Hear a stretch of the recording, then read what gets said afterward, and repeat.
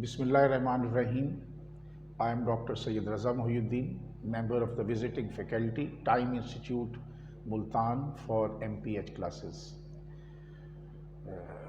And this is the sixth lecture on healthcare system analysis and health policy. And we have covered the different aspects of the healthcare system analysis, and then the different healthcare systems in vogue in different countries and the principles and objectives of the healthcare system. Then we also covered the indicators of health, and we studied the previous lectures, the different levels of the healthcare, and today we will discuss a very important topic of the healthcare systems, that is the primary healthcare. As you all know, that healthcare system, it consists of all the stakeholders, all the organizations, the providers, the patients, and everybody concerned with the healthcare delivery. And because health is the basic, to provide health is the basic commitment, the primary commitment of all the governments, and to be healthy is the basic right of all the individuals and all the citizens of any country. Hence, all the countries have their healthcare systems, and there are global organizations of the healthcare, and the World Health Organization being father of and looks after all the healthcare systems in the world. So the primary healthcare is a new approach to healthcare, and it came into existence in 1978 following an international conference at Almaty, USSR, Russia. And it has all the hallmarks of primary healthcare delivery, and which was first proposed by Bohr Committee in 1946, and a new exposed worldwide by international agencies and national government. So then the Global Strategy for Health for All, 34th World Health Assembly in 1981. So primary healthcare before Almaty, the USSR, primary healthcare synonyms, there were the different concepts or the different words. These were the basic health services, the first contact care, easily accessible care, and the services provided by journalists, etc. But this Almaty conference, it defined primary health care. And the primary health care, it is an essential health care made universally accessible to individuals and acceptable to them through their full participation and at a cost the community and country can afford. So the definition itself is very comprehensive, and it covers all its concepts. Then, as you see, is universally accessible healthcare, but that is also socially acceptable, it is affordable, and it requires individuals to be more self-reliant and with their healthcare needs.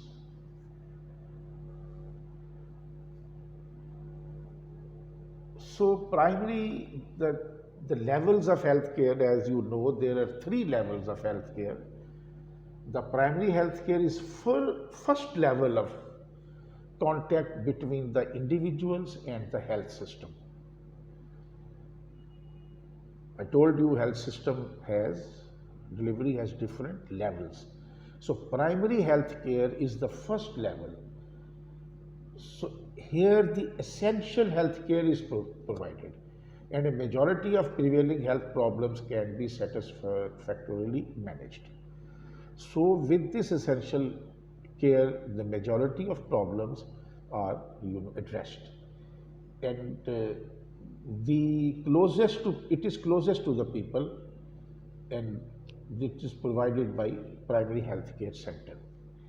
Then there are the secondary health care, and these are more complex problems are dealt with at secondary healthcare sciences, and it comprise curative services. And we will just tell you the different components of primary health system, but secondary health system is concerned with curative services, and it is provided by the district hospitals, which are the first referral level. Then there are the tertiary health care, and it offers super specialist care, and this provided by recognized level institutional hospitals, and it's also they provide the training programs and of course the education to the medical education to the different medical specialities and basic medical education and other aspects. So, what is the concept of public health care? It is, first concept is for all. That means especially for the needy. And then the second is for the community. For the community, it is number one is acceptable, and then it is in primary health care, the community is the active partner, actively involved.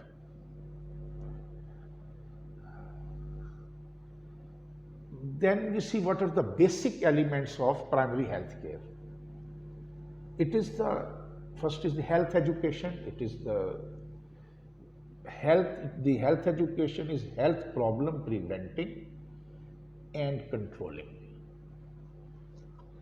Then is the identifying and controlling prevailing health problems, the health problems which prevail in a community. Then is the promotion of food supply and proper nutrition. Then it is the provision of safe water and basic sanitation. Don't be confused from these two, because the health department is not only involved in the primary health care, the other allied departments like public health, like food safety and groups, they are also in district management is also involved in this primary health care activities. Provision of safe water and basic sanitation is very important. Safe water, clean water is the essence of health, and of course sanitation, good sanitation and the sewage system, they are required for good health. Then very, very important is maternal and child care activities, health, this including the family planning. So you have seen another department has come into this, the family planning department and MNCH services, they are involved in this component of the primary health care.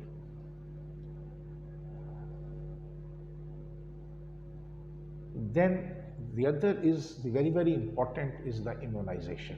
Immunization against started from the 6 diseases, now 8, 9 diseases. The EPI programs and other immunizations are the part of the primary health care. And then is the prevention and control of locally endemic diseases. As well as the definition, most of the common diseases are covered under primary health care.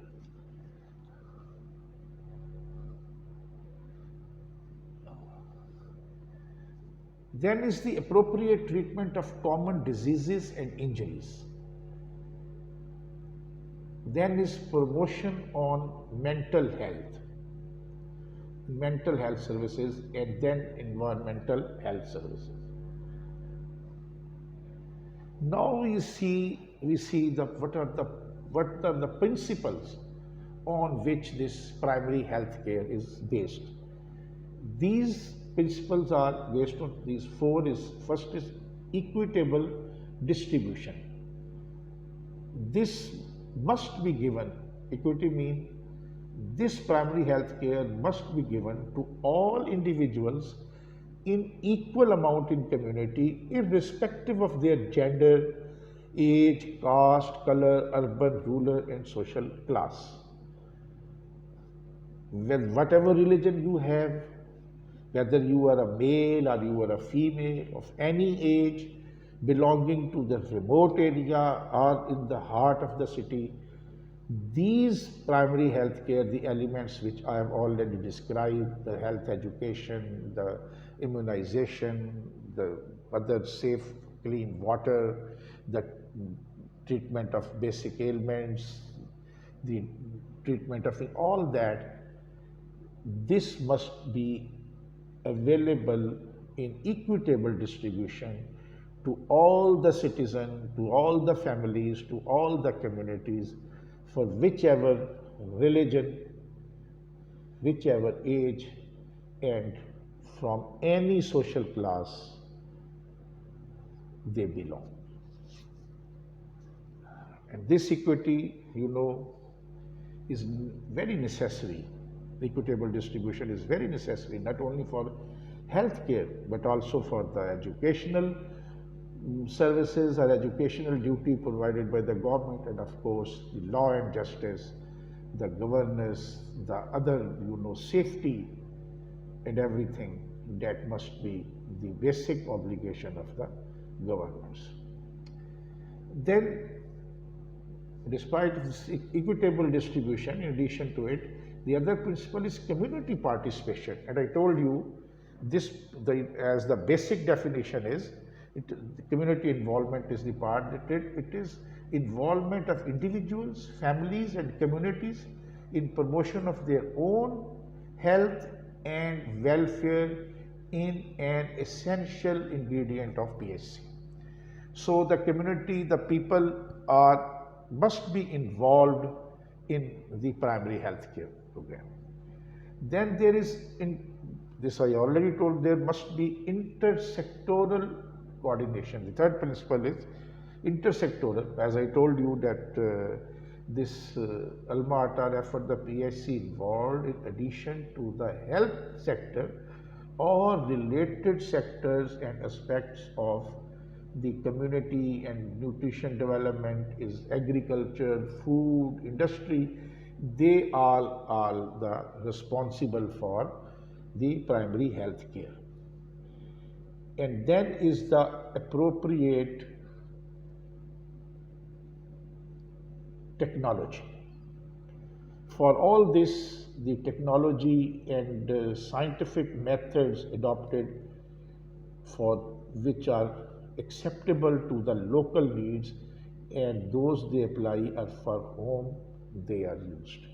So this technology must be used for the benefit of the people which are targeted by primary health care, and which are the target each and every citizen. Then we see what is the status of primary health care in Pakistan, and health facilities are offered through, these are several, there are basic health units and RHCs. There are of course certain dispensaries and primary health care centers as well.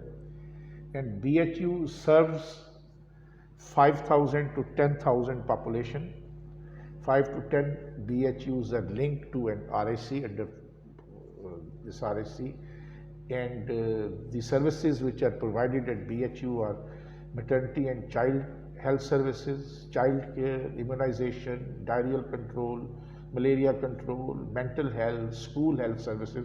School health services were added to this program, and it's a very good program, and the master level school and health nutrition supervisors have been added to this campaign.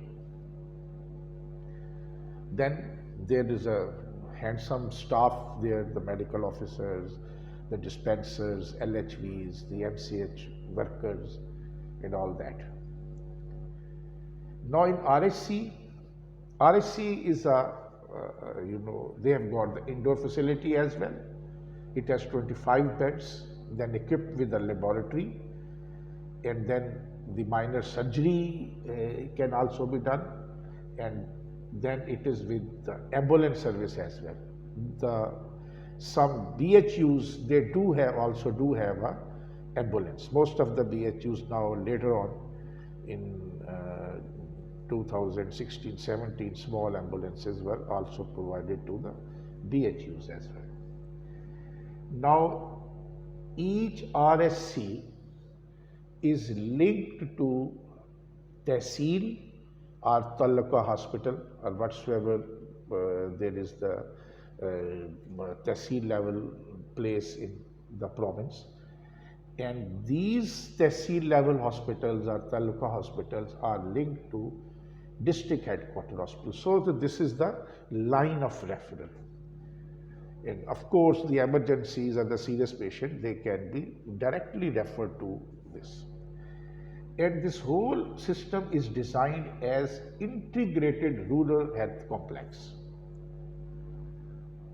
Then are the selective primary health care is a policy of selective interventions to deal with the most serious public health problems rather than comprehensive primary health care, which is considered too costly and requires a large number of trained persons.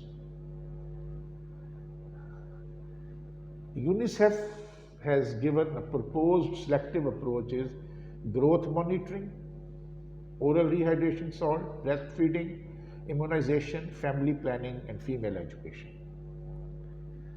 Then what is the comprehensiveness? Comprehensiveness of care means that care is provided for all types of health problems. And what are the functions of primary health care is to provide continuous and comprehensive care, to refer to specialists and or to the hospital services wherever necessary.